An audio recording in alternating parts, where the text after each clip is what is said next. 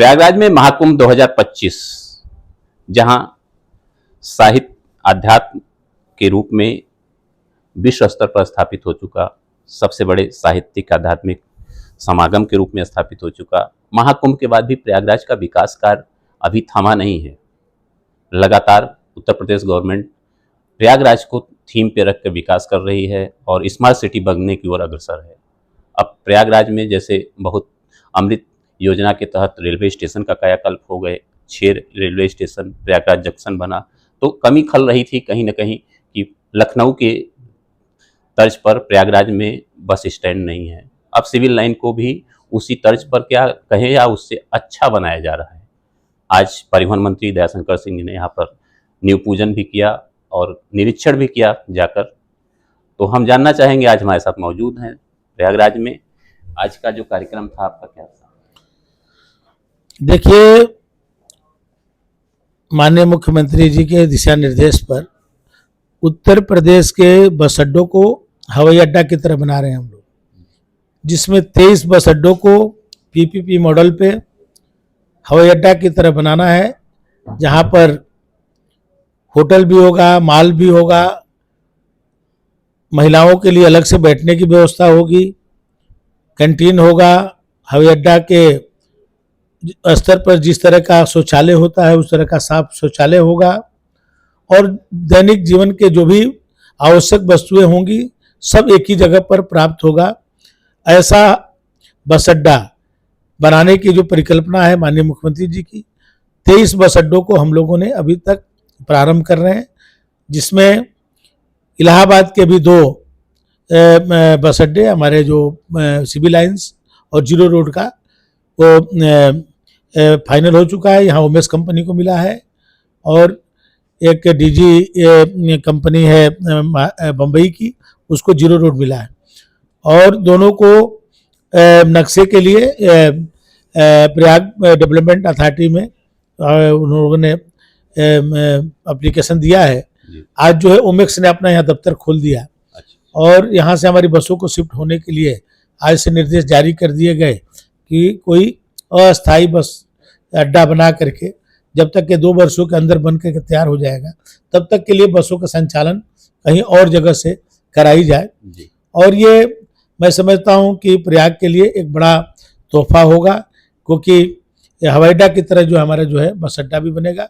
करीब 200-250 करोड़ रुपया का इसमें जो है ये निवेश होगा और बहुत ही एक सुंदर बस अड्डा बनकर के तैयार होगा। कार्यालय का उद्घाटन था आज कार्यालय का है, बाकी जो है विधिवत इसकी भूमि पूजन और शिलान्यास माननीय मुख्यमंत्री जी के कर कमलों द्वारा और हमारे यहाँ के जो जनप्रतिनिधि हैं सभी लोग वहाँ पर रहेंगे, उस दिन कराया जाएगा। लेकिन आज ये शिफ्टिंग करना था कि हमारे जो बस अड्डे भी बसें हमारी शिफ्ट हो जाए, कहीं दूसरे जगह से चलना प्रारंभ करें और उनको हैंडओवर कर दिया जाए और वो अपना जो है आगे का कार्रवाई करें। अब बस अड्डे की जो भूमि है जो निर्माण होना है उसको पूरी तरह से हैंडओवर कर दिया जाएगा। इसके बाद जी बहुमंजिला इमारत बनने की बात चल रही है। हाँ, बहुत अच्छा सुंदर बनेगा, उसमें होटल भी रहेगा, मॉल भी रहेगा, दुकानें भी रहेंगी, रेस्टोरेंट भी रहेगा, हर तरह का रहेगा कि जो हमारे यात्री आएंगे तो उनको वहीं पर सभी चीज उपलब्ध भी रहेगा। अगर बात करें तो प्रयागराज में एक आपकी जानकारी के लिए भी बता दें, एक पुराना हवाई बस अड्डा भी है, लीडर रोड बस अड्डा, जो जंक्शन के सामने। देखिए, लीडर रोड भी है और आगे भी हम लोग और भी प्लानिंग है कि कुंभ के समय में हम लोगों ने अनुभव किया और 11 हम लोग अस्थायी बस अड्डे बनाए थे।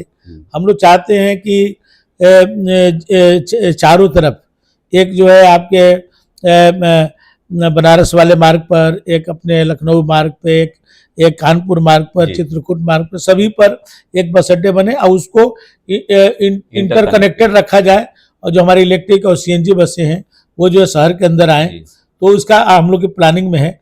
और आगे भी हम लोगों ने माननीय मुख्यमंत्री जी को कहा है कि हम लोग को जमीन उपलब्ध कराई जाए कि वहाँ पर हम लोग बस अड्डे बना दें, तो शहर की एक जो जाम की समस्या से भी हम लोग को निजात मिलेगा और जिधर बस अड्डा बनेगा उस क्षेत्र का भी डेवलपमेंट होने में बहुत जल्दी वो क्षेत्र डेवलप हो जाएगा। तो इस तरह की व्यवस्था हम लोग बनाएंगे। मंत्री जी, सबसे बड़ी फायदा ये होगा कि जो कुंभ के दौरान हमें अस्थायी रूप से चारों कोनों पे हमको जो हमारे शहर का आगमन के 4 पॉइंट होते हैं, अलग अलग जगह पे बनाना पड़ता है। तो अस्थायी बस अड्डे बन जाएंगे तो शहर के मध्य का बस अड्डा वहाँ शिफ्ट होता था, तो इससे हमारी बचत हो जाएगी, अस्थायी रूप से वहाँ पर बस अड्डे होंगे। जी जी।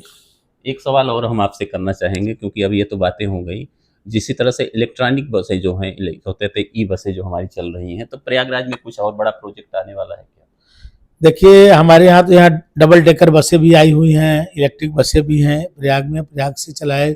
अभी हम लोग अस्थायी तौर पर चला रहे थे उसके लेकिन अब जो अस्थायी तौर पर बसें हमारी 2 शहरों के बीच में, इलाहाबाद से अयोध्या के लिए, प्रयाग से लखनऊ के लिए, प्रयाग से कानपुर के लिए, प्रयाग से काशी के लिए, सभी जगह इलेक्ट्रिक बसें चलाई जाएंगी। हमारे चार्जिंग पॉइंट्स लग रहे हैं, बहुत जगहों पर लग गए हैं, और बहुत जल्द जो है लोगों को जो है इलेक्ट्रिक की जो है ये वातानुकूलित बसों में यात्रा करने का प्राप्त। प्रयागराज को कहा जाता है, यहाँ केंद्रीय विश्वविद्यालय है, पूरब का ऑक्सफोर्ड कहा जाता है। आप भी लखनऊ से पढ़ाई लिखाई करके हैं, वहाँ से जानते हैं समस्या क्या होती है। युवा छात्र जो बाहर से पढ़ने आते हैं, परिवहन की बहुत बड़ी समस्या आती है। पहले बसों में उनको कुछ छूट मिलती थी, एसटी अभी भी एमएसटी अपना जो स्टूडेंट एमएसटी बना सकते हैं, अभी भी छूट है। नगरीय परिवहन सेवा के लिए भी नहीं, अभी 60 किलोमीटर तक की दूरी के कोई भी अभी बन सकता है, 3 महीने के लिए, 1 महीने के लिए, 6 महीने के लिए और साल भर के लिए। यदि साल भर के लिए बनाते हैं तो करीब 78% तक जो है छूट दी जाती है, और उसमें स्टूडेंट्स को बहुत जो है राहत मिलती है, और उसको और जितना सुविधाजनक होगा और बनाया जाएगा।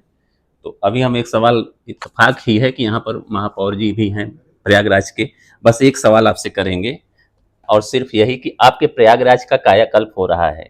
परिवहन के क्षेत्र में अगर देखें तो यातायात बसें जो हैं सबसे महत्वपूर्ण होती हैं, तो अब बस अड्डे जब बदलेंगे तो क्या स्वरूप आएगा आने वाले समय? निश्चित रूप से माननीय मुख्यमंत्री जी का और माननीय परिवहन मंत्री जी को मैं हृदय से अभिनंदन करते हुए आभार ज्ञापित करता हूं कि आपके प्रयास से हमारे प्रयागराज को एक नवीनतम बस अड्डा प्राप्त हो रहा, जो आधुनिक सुविधाओं से युक्त होगा और प्रयागराज के अंदर रोजगार को भी जनरेट करेगा।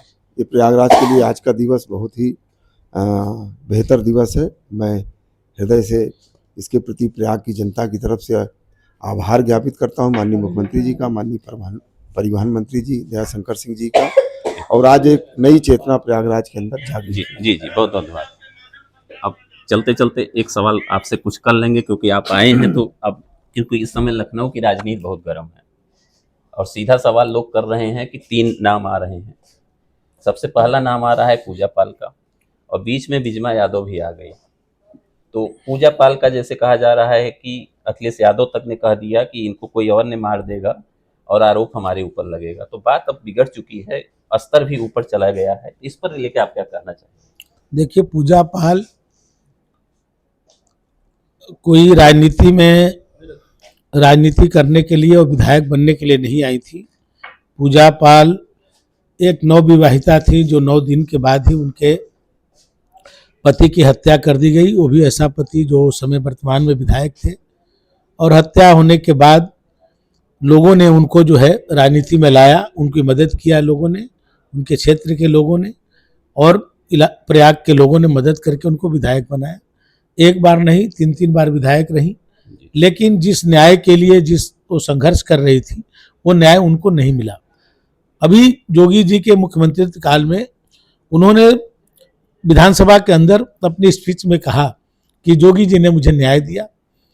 मैं एक बहुत पिछड़े परिवार से आती हूँ, मैं एक कमज़ोर महिला थी, और संघर्ष के बल पर मैं यहाँ तक पहुँची हूँ, लोगों का आशीर्वाद रहा, लेकिन जो न्याय मिलना चाहिए, मेरे पति को, हत्यारों को सजा होनी चाहिए, वो नहीं हुई। और योगी जी के राज में हमारे पति के हत्यारों को सजा मिली, और जो है मुझे न्याय मिला। मैं योगी जी को बधाई देती हूँ। ये बात कहना पूजा पाल जी के लिए, जिस पार्टी की वो विधायक थी, तत्काल उनको पार्टी से निष्कासित कर दिया गया और उनको धमकियां दी जाती हैं।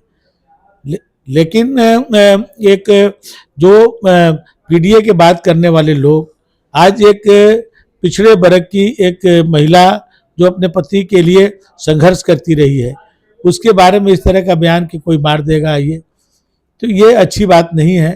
और सभी सरकार की जिम्मेदारी है, हम सभी लोग उनकी सुरक्षा के प्रति हम लोग उनको आश्वस्त करते हैं कि सरकार के द्वारा जो कुछ भी होगा उनको सुरक्षा दी जाएगी। अब प्रयागराज में हैं और प्रयागराज के शहर पश्चिमी से विधायक रहीं 2 बार और 1 बार पास के ही पड़ोस चायल से भी रहीं, तो मानते हैं कि प्रयागराज के लिए भी एक सुकून की बात होनी चाहिए, कुछ आश्वासन सरकार से मिलना चाहिए।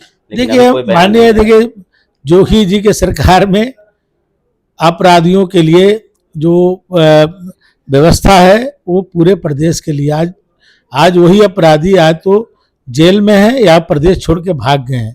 पहले अपराधी जेल से सीधे डीजीपी से मिलते थे। लखनऊ में पुलिस उपाधीक्षक को पुलिस ऑफिस के सामने से घसीटते हुए समाजवादी पार्टी के गुंडे ले जाते थे। आज ये स्थिति नहीं है, आज कानून का राज है। आज कोई पुलिस की गिरबान पकड़ेगा तो पुलिस उसकी कलेजा निकाल लेगी। जनता ये जोगी बोलती जी है के नेतृत्व में कानून का राज है। 2 बजे रात में भी स्कूटी से हमारी माताएं बहनें आज अपने घर जा रही हैं, किसी की मजाल नहीं है कि उनको छू सके। जी। और प्रयागराज के लिए बड़ी उपलब्धि है, लेकिन इसके साथ ही परिवहन मंत्री दयाशंकर सिंह ने यह भी कहा कि उत्तर प्रदेश में अब कानून का राज है, जो कुछ भी होगा कानून के दायरे में होगा। और सबसे बड़ी बात है कि पूजा पाल को न्याय मिला है और इस सरकार ने न्याय दिया है, तो आगे भी उनके साथ वही मदद होगी जिसके वो हकदार हैं। Shivpujan Singh, NBT online, Prayagraj, Uttar Pradesh.